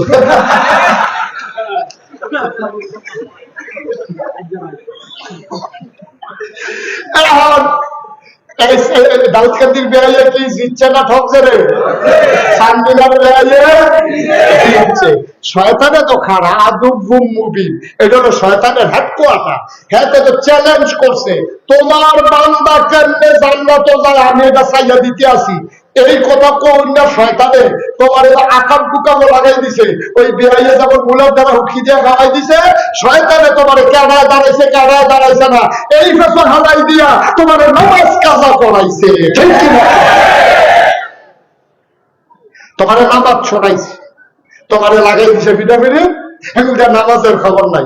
আরো সহজ করে কইতে আছে, সারা জীবনের নফল যদি একখানো করেন আপনি একটা ফরজের সমান বানাইতে পারবেন না। পারবো? তাহলে পারবো? সারা জীবনের নফল একখানো করলো, নফলের জায়গা নফল, ফরজের জায়গা ফরজ, সারা জীবনের নফল মিলাইলো একটা ফরজ হইতো না। ঠিক কিনা কম? তো দাউদ এই নোয়াখালীর হুজুর তো তারা আবার সিহন বুদ্ধি বেশি, তারা ডাব খায় বেশি, তো আয়োডিন ভালো। তো এই দাউদকান্দির হুজুর যখন ওয়াজ করতে আছে, সারা জীবনের নফল মিলাইলো একটা ফরজ হইতো না, একবার মাই দেখে দিচ্ছে কেন হুজুর তাহলে নফল দিছে পড়লাম এদিকে ভাব গেল না, তাও না থাকবো, তবে ফরজ বানাও যেত। এবার রাইখে দিয়া হুজুর তারপরে হুজুর যদি কইয়া দিতেন কয়টা নফল মিলাইলে একটা ফরজ হয়, তো দেখাম লাগলে বাড়াইয়া কয়টা ফরজ এই নফল করতাম। হুজুরে কই জীবনে এই প্রশ্ন কেউ করছে না, 40 বছর ধরে ওয়াজ করতে আসি, কয়টা নফল মিলাইলে একটা ফরজ হয়, এই কথা তো কেউ এই পর্যন্ত জিজ্ঞাসা না। হুজুরে দূর ধরে বইয়া রয়েছে, কোন কিতাব হওয়া দেবো, কোন কিতাব হওয়া দেবো, কয় না এটা কিতাব দিয়ে হতো না। হুজুরের পরে কয় কিতাবটা জিজ্ঞাসলাম, হুজুর জিজ্ঞাসলাম কয়টা নফল মিলাইলে একটা ফরজ হয়। হুজুরে কতক্ষণ ধরে থেকে কয় যতটা সুপারি গাছ মিলাইলে একটা নারকল গাছ হয়।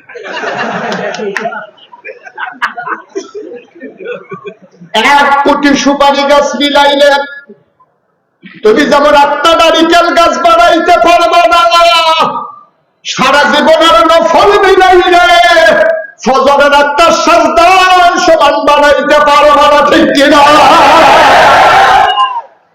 তোমার নফল লাগাই দিয়ে ফরজ তলব করাইতে আছে, তুমি দাউদকান্দির বেআইয়ের সব বড় বর্ষ, তোমারে মূলার দ্বারা হুটকি দিয়া দিয়া খাওয়াইতে আছে, তুমি ফানা হইলা মুরগা, তোমারে লাগাই দিছে মূলার দ্বারা দিয়া হুটকি দিয়া।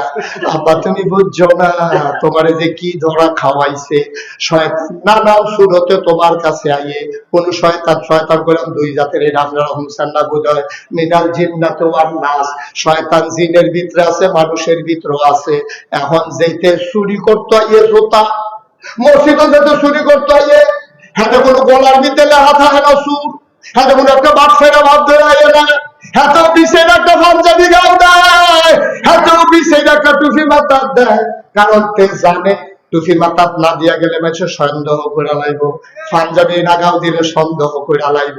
এর লেগে জোতা চুরিও, জোতা চুরির আগে দিয়ে একটা ভাব ধরে, বাংলাদেশও ইমান চুরির আগে একদল ইমান চুর একটা ভাব ধরে। ঠিক কিনা?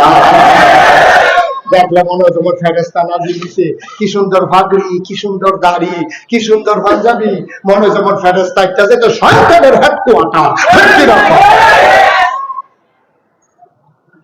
তুমি আমার মুসলমানের ভিতরে বিভেদ সৃষ্টি করো, ফারু মাসালা নিয়ে তুমি 3 ঘন্টা ওয়াজ করলে 4 ঘন্টা তুমি ফারু মাসালা নিয়ে ওয়াজ করো, মৌলিক ওয়াজ তোমার নাই। বাংলাদেশে তুমি বেনামাজি দেখো না, নামাজের ওয়াজ করো না, তুমি আওয়াবিনের ওয়াজ করো, আশরাকের ওয়াজ করো। আগে নামাজের ওয়াজ করো, 18 কোটি মানুষ আগে নামাজি হোক, তারপরে যখন নামাজ ধরে লাগবো টেলিভিশনে বিষয়টা আরো নফল নামাজ বার করবো, মজা পাইয়া লাগবে। ঠিক কিনা কও? হাতে ভাই যাওয়ার জ্বালা, হাতে হয়ে গেছে দাঁড়াই যাও হুদ আবার খালি যাও খাওয়ায় যাও খাওয়ায়, তারপরে এই জ্বালা আর যাও খাইতে তো তামা তামা করে লেছি ওর গিয়ে দিয়ে তো সিন্নি টিন্নি খাওয়ান জানি গিয়ে দেখছে যে দিছে যাও শুরু করছে যাও দিয়া, তো যাও দিয়া দিছে ভাত যেই যাবে না জ্বালা হোর ভাই তাই না, এই যাও দিয়ে ভাই হোর ভাই তো শুরু হয়েছে, তাই না ঠেলা দিয়ে বসে নিহি খায় গে, ওই নিহি খায় গেল ভাবে জানপুরের বিদেশে কত লাগছে, এটা মুখ দিয়ে দেখে মিটা লাগে। এত বড় বড় কি করে মনে করে না হাতে বেশি নিয়ে না।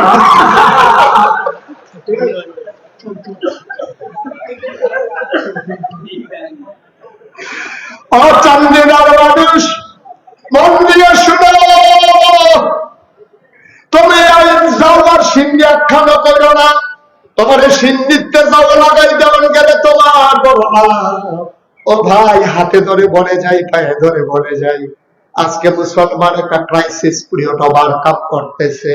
এর ভিতরে দয়া করে বিভেদ সৃষ্টি কইরো না, বিভেদ সৃষ্টি কইরো না, বিভেদ সৃষ্টি কইরো না।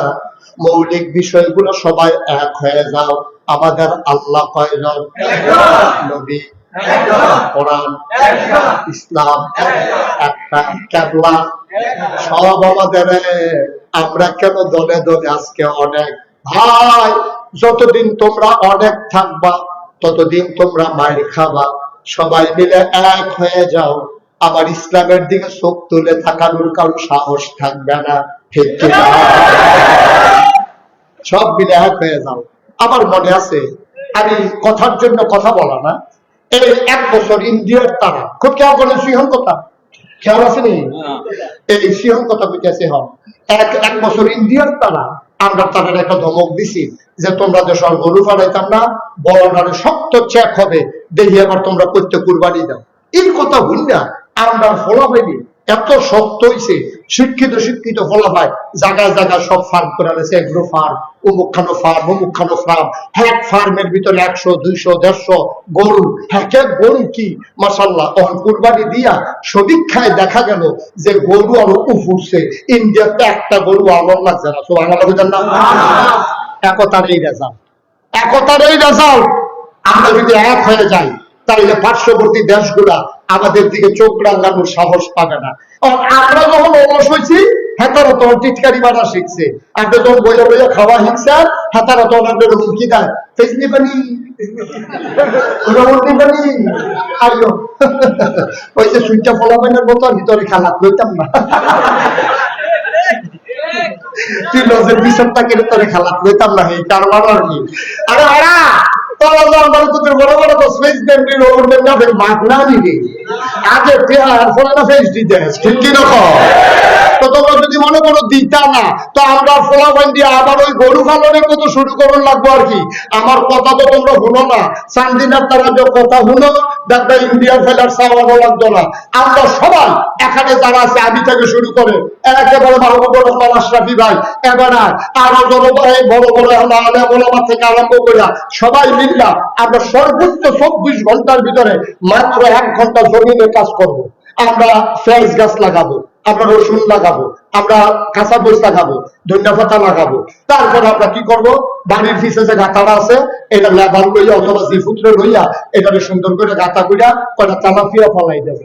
তেলাপিয়া আর আম্মারে কয়াম, আমরা যার যার ওয়াইফরে কয়াম যে যার যার উড়ান আছে উড়ানের ফইটার কোনাটা দিয়া কয়টা লাগার দানা করে দানা লাগাই দিব।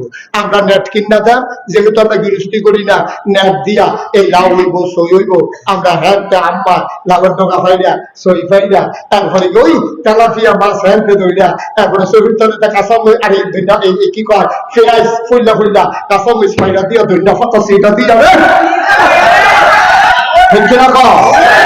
গাতাতে তেলাপিয়া দেবো শহীদ তলাতে ফেস তৈরি করে যাইব, কাঁচা মরিচ ছেড়ে দিয়া দুইটা কথা সিধা দিয়া এরপরে খাসির দানা আমরা যেদিন সই কাজ নামাইবো খাসির দানা নামাইয়া আমরা পেট চলে চলে তারপরে আমি দেখতাম আগে আমরা ছোটবেলা আমরা এই রসুন করতো রসুন বেরিয়েছে চুলের মতো বেনি বানাইয়া ওই তো রোখার লোকে রুয়ার লোকে নিয়ে ভাই ঠিক নেই আমরা হ্যাঁ নামাইলো শেষা দিয়া এই ডাইল বাগার দিয়া হইতো আমরা আবার নিজেরা এই মানুষগুলো এখানে যারা আছি আমরা যদি সবাই মিলে আজকে সিদ্ধান্ত নেই আমাদের কাউকে চোখ রাঙ্গাতে দেব না টিটকারি মস্কারা করতে দেব না আমরা যদি নিজেরা ফেস করা শুরু করি নিজেরা রসুন করা শুরু করি ধন্যবাদ কাঁচামরিচ লাগানো শুরু করি ফিসের গাতাটার ভিতরে করে তেলাপি আলাই রহি দেখবো যে আমরা স্বয়ং সম্পূর্ণ হয়ে যাব এরপরে এগুলো অন্য জিনিস না আনারস ভাগ্যা গেলে গা একদিনে তো 2 দিন রাখবা এরপরে ফসা ধরবো আমরা যদি না আনি কাঠল ভাগ্যা চললে তারা না খাইলে যদি থাকবো আমরা যদি না আনি তখন তারা কি করবো সেই স্কুলে 1 বছরের 4 বছর রাহল যারা এটি খাওয়ান লাগবে আমরা যখন এরপরে আনতাম না যখন কেউ তো আমরা লয়ে গেলে আমরা রান্না কিনতাম এরপরে ইন্ডিয়ার তারা কাটা তাদের বলার কাছে তোমরা একটা ডাক দিব দুলা ভাই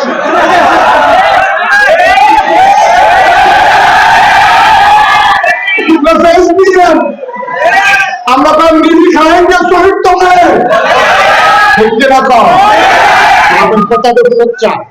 কথা তো হলো চলে ইন্ডিয়ার তারা আমরা ফেস দিয়া দৌড় দেয় হয়তো ঠিক কিনা আজকে সহ এই 56,000 বর্গ মাইলের বাংলাদেশ টাকনাফ থেকে তেতুলিয়া রূপসা থেকে পাথুরিয়া আমার 18 কোটি মানুষ আমি হিন্দু বৌদ্ধ খ্রিস্টান বুঝি না আমি জৈন ফার্সি গোষ্ঠীর মানুষ বুঝি না সবাই মিলে আমরা বাংলাদেশি যেহেতু বাংলাদেশের ভূখণ্ডে বাস করি এই দেশ আমার দেশ এই দেশের দিকে যারা চোখ তুলে তাকাবে ওই চোখ জায়গা মতো থাকবে না দেখে সেটা আসুন সবাই মিলে আমরা ঐক্যবদ্ধ হই সবাই মিলে আমরা কথাবদ্ধ হয়ে সবাই মিলে জানান দেয় এই দেশ আমার দেশ আমার ধর্ম ইসলাম আমার রব আল্লাহ আমার নবী মুহাম্মদ রাসূলুল্লাহ আমার জীবন বিধান সংবিধান আমার কোরআন যদি লিপ্ত শপথ নিতে পারো খোদার কসম পূর্ব আকাশে সূর্য ওঠা যেমন সত্য পশ্চিম অস্ত যাওয়া যেমন সত্য চতুর্দশী পূর্ণিমার চাঁদ যেমন আকাশে হাসে ফকফকা জ্যোৎস্না বিদায় এটা যেমন সত্য আল্লাহর জমিনে আল্লাহর দ্বীন কায়েম হওয়া তার চাইতে আরো বেশি সত্য ঠিক কিনা যা করা দরকার চারিদিকের মুসলমান বুঝতে পারছে কিনা হাত তুলে দেখা